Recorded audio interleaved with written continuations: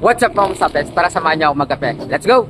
Naghahanap nga ako ng bagong kapihan na gusto kong matikman at buti na lang mayroong malapit na coffee shop na nagbukas sa amin. Ito nga pala ang Yi Coffee na panalo sa lasa at walang talo sa presyo. May dalawang branch na nga ang Yi Coffee na matatagpuan sa Crismore Avenue, Elvinda Village, Barangay Fatima, San Pedro, Laguna, at yung isa naman ay matatagpuan sa Ricarte Street, Barangay San Antonio, San Pedro, Laguna. Maliit at simple lang yung coffee shop pero komportable ka magda-dine in dahil naka fully air conditioned at free wifi na sila. Kung gusto mong tikman yung mga pagkain nila, open sila from Sundays to Fridays from 4 PM hanggang 12 midnight at nagdi-deliver rin sila via Food Panda or Lalamove. Nabit ko nga rin pala yung sweet couple na may-ari ng Yi Coffee. Kung meron nga naggwagwapo ang mga barista, meron silang ditong mga naggagandahan. Hi! Welcome to Yi Coffee! Ito nga pala yung mga menu nila, i-post mo na lang para makita nyong lahat. At habang hiniintay mo nga yung mga orders mo, ay pwede ka ditong kumanta ng libre.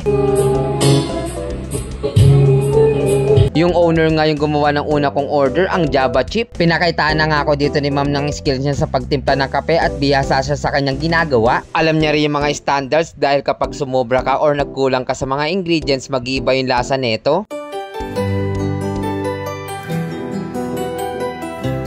Siya nga pala yung babalik-balikan dito sa coffee shop na to ay ito yung mga ititimpla niya. Baka nga pati yung mga hindi nagkakape ay pumunta na rin dito. Medyo kahawig niya nga si Cherry White dito, small version nga lang.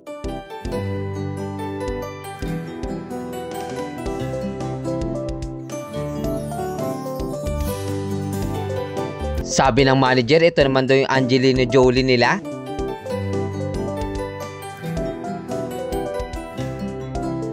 Ito nga pala yung mga tinikman ko, ang creamy carbonara, cheesy spaghetti, Korean garlic bread, Japanese cake na may 6 na flavors, ang kanilang mga homemade jumbo cookies, at syempre ang kanilang mga drinks. Tara, tikman na natin yung mga foods and drinks nila. Malasa at creamy yung carbonara nila, hindi tinipid sa sauce, balanse lang yung lasa ng alat at tamis at marami na rin yung serving. Ito naman ang all-time favorite ng lahat, ang cheesy spaghetti. Malambot yung noodles, malasa yung sauce at talaga na matatakam ka sa bawat kagat ng keso. Ito naman yung Korean garlic bread nila na puno ng cheesy and garlic goodness. Panalo rin yung lasa ng bawat flavors ng Japanese cake nila. Ito naman yung masarap at homemade nilang jumbo cookies. And lastly, tinikman ko na nga dito yung mga sinerve nilang mga drinks. Smooth at milky yung lasa ng latte nila. Balanse lang yung kape at gatas. Perfectly blend, hindi ganong kapait at hindi ganong katamis.